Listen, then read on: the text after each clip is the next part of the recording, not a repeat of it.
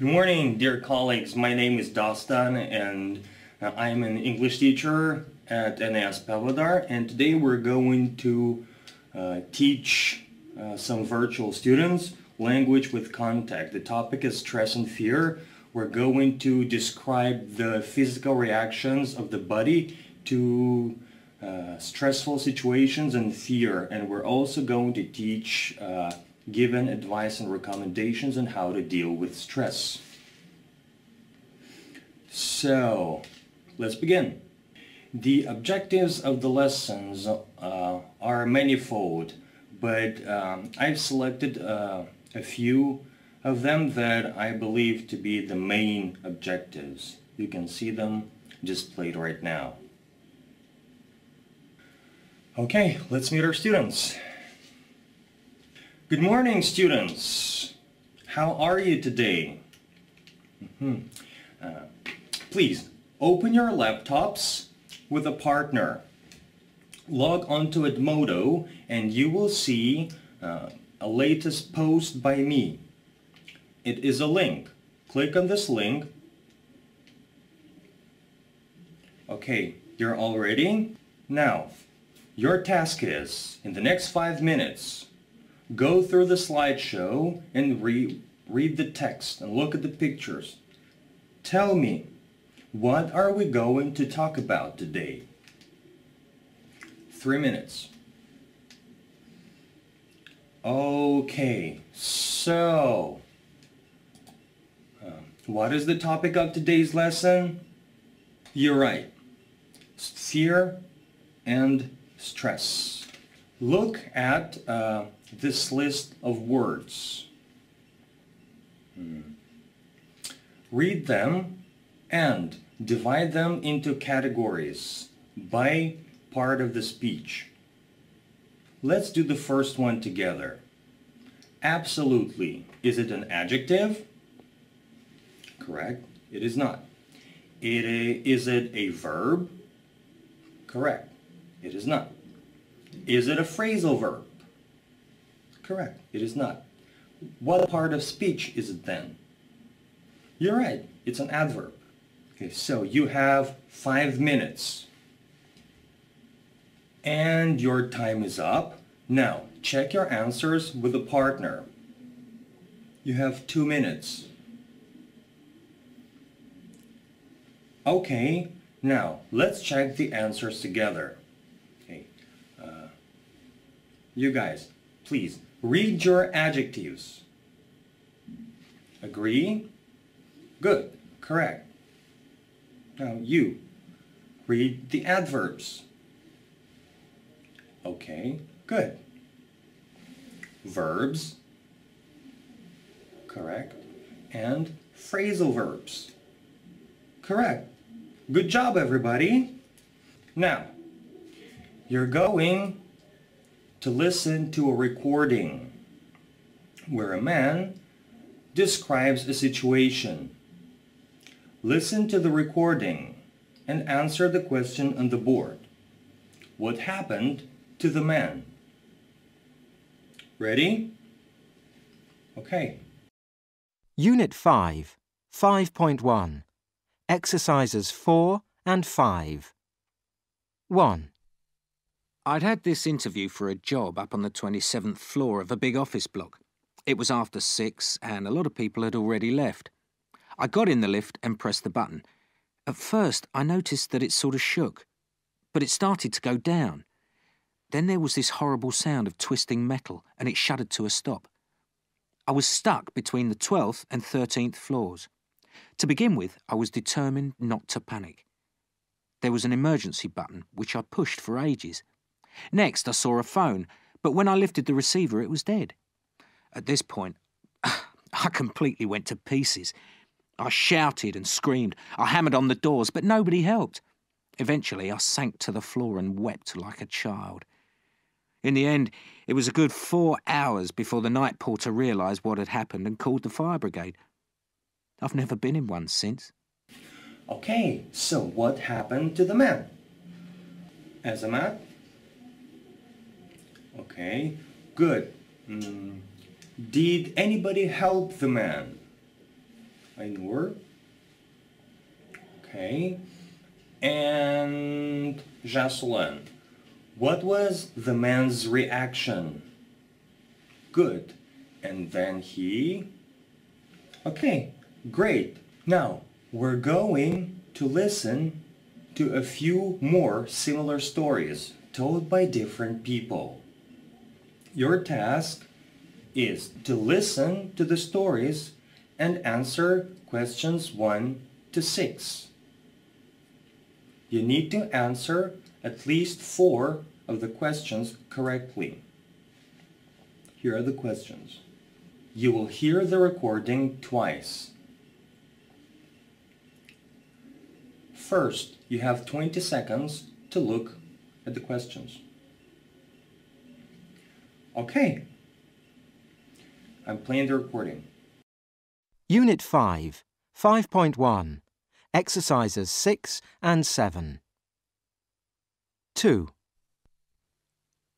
It was late at night, and I was in the living room watching television on my own. Funnily enough, I was watching a horror movie. It wasn't very spooky, though. Well, I thought I heard footsteps upstairs. So I turned off the TV, held my breath and listened. Someone was definitely moving around up above me. My first thought was, it's a burglar. And then there was this horrific crash. I was scared stiff, but I knew I had to go up there. I remember I picked up an umbrella. Goodness knows what I would have done with it. Anyway, I crept up the stairs, and the first thing I saw was a bookcase on its side with hundreds of books on the floor. Then I heard this whimpering sound coming from underneath the pile of books. It was the next-door neighbour's cat. It was her footsteps I had heard. While I was putting away the books, I found something else. A live frog. It sort of jumped out at me. I tell you, that was the really hair-raising part. 3. Somehow I have to sort out their problem, this fear they have of flying. First we talk as a group, and one by one they tell me about particular times when they've flown and what happened. 9 times out of 10 they describe regular, problem-free flights, just like the hundreds I flew myself. You see, most of their worries are only in their imagination. I also use drama and role-play to teach them how to deal with other people's fears, because through that they sometimes forget their own problem or take it less seriously than before. Finally, but only if I think it's still necessary, we go up in a plane. My passenger is accompanied by an actor who plays the part of the nervous first-time traveller. I sit a few rows behind, and it's wonderful to watch my student staying calm, offering advice to this stranger. I've never failed yet.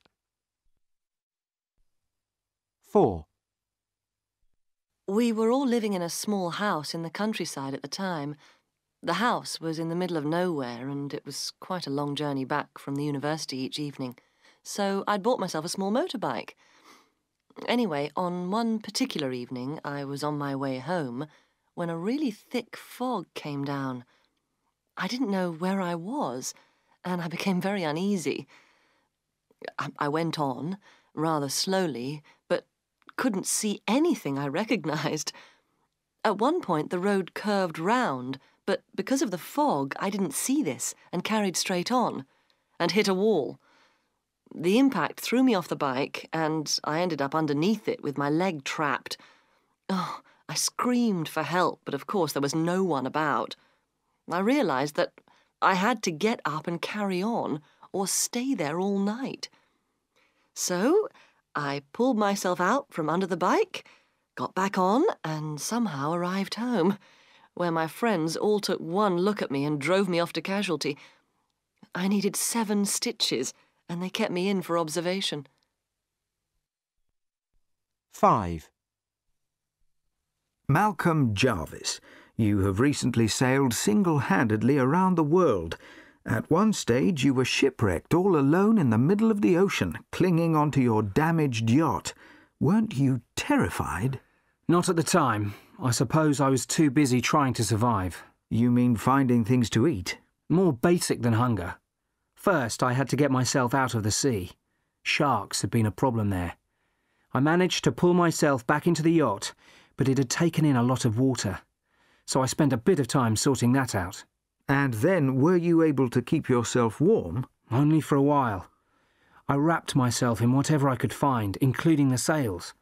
But by the second day, I was in a really bad way because I couldn't feel my fingers and toes. They were completely numb. That was the most dreadful time. It was just as well they found me when they did.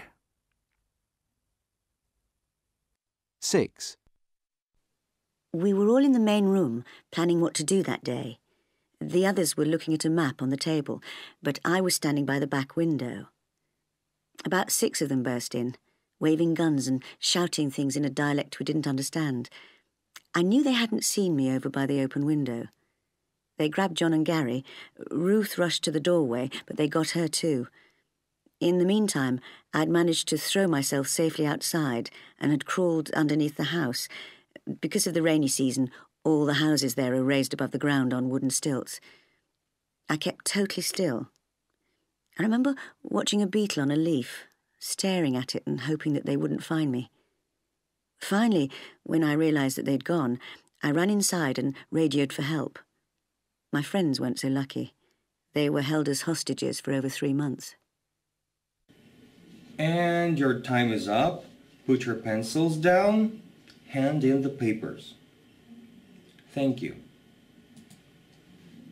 Now, we're going to work with partners. Look at the task on the board. I'll give you an example. Okay, Azimuth, come here. Okay, Azimuth, you are afraid of spiders, and you see a spider right now. I will try to make you feel better, okay? You pretend to be afraid. Oh, Azimuth, don't be afraid. It's just a spider. See? It's so tiny. It cannot hurt you. You are fine. Don't be afraid. Okay, class. What tone did I use? Okay, good. Good. Was I speaking too loudly? Good, I was not. Was I laughing at him? No. Thank you. Azimuth, sit down. Now, in pairs, prepare a similar dialogue. You have 5 minutes. Okay, your time is up. Now, your pair, present to the class. Okay. Thank you. Next pair. Thank you. Okay, that were some really good presentations. Thank you, class. Well done. But look at the words on the board. Don't afraid. Does this phrase sound correct? Yes, it doesn't, right? How do you say it? Very good, Aja. Don't be afraid. Okay.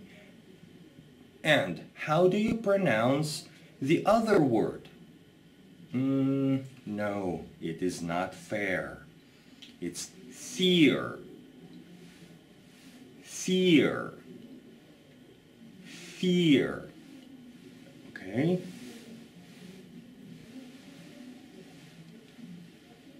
Fear. Yes, very good. Now you can pronounce it well. Well done, everybody. Move on to the next exercise. Do you like watching horror movies? Yes, a lot of us do.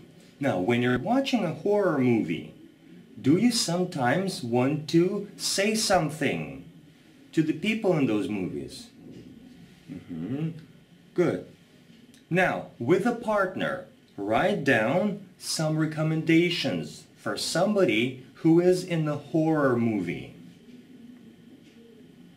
You have 3 minutes. Okay, your time is up. Now, okay, Jaslan and Adlit, what are your recommendations? Good. Write them on the board. Okay, Malika and Sultan, how about you? Good. Write them on the board. Now, we're going to watch a video on how to survive in a horror movie. Your task, watch, write down the recommendations, and compare them to the ones we see on the board. Okay, ready? Let's go. How to survive a horror movie. Pack of zombies or serial killer hot on your trail? Paranormal activity becoming the norm? Newsflash, you're in a horror movie. Here's how to avoid the cliches and survive your ordeal. You will need common sense. Step 1. If you're being chased, head for well-lit, populated areas or a hideout with easy access exits. Running into the woods or a dark basement is a major no-no. Step 2. Something go bump in the night? It's bad to investigate it alone, but it's worse to completely ignore it. Treat every squeak and creak like it's Satan himself coming at you. When checking out creepy sounds, never say things like, "I'll be right back." It's a one-way ticket to the slaughterhouse. Step 4. Hitting the open road is always fun, until you drive straight into the bowels of hell. Never take directions from sketchy locals, and be sure you know how to perform simple maintenance on your car. Use a GPS device for easy navigation and always keep your phone charged. Step 5. Still alive? Great! Stay that way by immediately addressing any suspicious changes in your family or friends. They very well could be possessed or playing host to a killer parasite. Contact your local priest or exorcist ASAP before the situation gets out of hand. Step 6. Never, and we mean never, split up if you're going through this nightmarish experience in a group. There's safety in numbers, and besides, who wants to die alone? Did you know? Released in 1896, the 3-minute short Le Manoir du Diable is considered to be the first horror film. Okay, so what were the recommendations in the video? Okay, Saltanat. Good. Dorjan. Okay. Any more recommendations? Good. Now, look at the board and tell me whose recommendations are better. Yes, I also think that your recommendations are in fact better. Thank you. Okay, now you will see these words, some words that are stuck on the wall while you were listening. Stand up, walk around the classroom, and read the words. Tell me, what do these words and phrases have in common? You have 2 minutes. Okay, do not sit down yet. What do they have in common? Good. Yes, you're right. They all describe the body's reaction to stress and fear. Now, everybody, choose one word and take the paper from the wall. Sit down. Here is your task.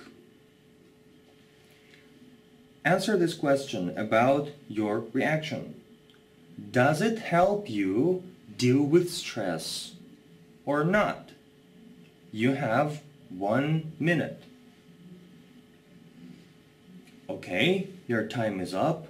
Discuss your answers in pairs. You have 2 minutes. And your time is up. Now, your pair. What were your reactions? Do they help you or not? Well done. Your pair? Yes, very good. Let's continue. Now we're going to read a text. On the board you see some words from the text. Do you know these words? So, if something is adaptive, does it change? Yes, it does. Why does it change? Okay, good. An offspring. Is it something young or old? Good, young. Do you know any synonyms? Good. If you faint, can you control your body? Good, you can't. Why does somebody faint? Can they faint because they're ill? Yes, they can. Continue in the same fashion for all the other words. And there is one word that you will need to find out what it means. So it's at the bottom. To play a possum. Read the text and then tell me what it means. So look at the text and your task is to answer this question. Does your body react to stress and fear in this way? You have 4 minutes. And your time is up. Discuss your answers in pairs. You have 3 minutes. Okay, your time is up. Your pair? Okay, thank you. Boys, thank you. Well done. Now, below the text, you will see some questions. Read the text again and answer these questions. Balmur, how many questions do you need to answer? Good, 3. You have 6 minutes. Okay, your time is up. Now, check your answers with a partner. You have 2 minutes. Okay, your time is up. Let's check the answers together. First question, Ayjan. Good. Second question, Rubek. And last question, last but not least, Mirjan. Okay, good job everybody. Good job. Now, I'm going to give you some story starters. Your task is read them and choose one.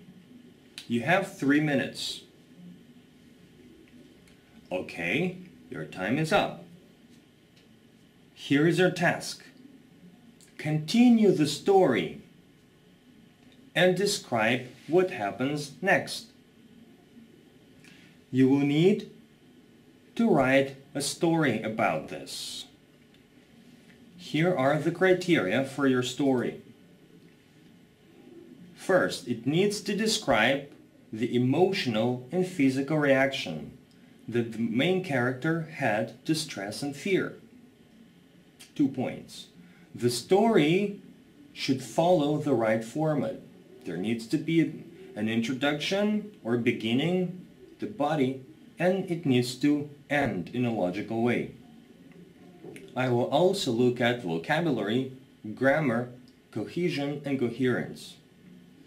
And the last criterion is personal opinion. It's whether the reader will find it interesting. You have 15 minutes. Okay, your time is up. Now, you will see that I put some pieces of paper on your desks.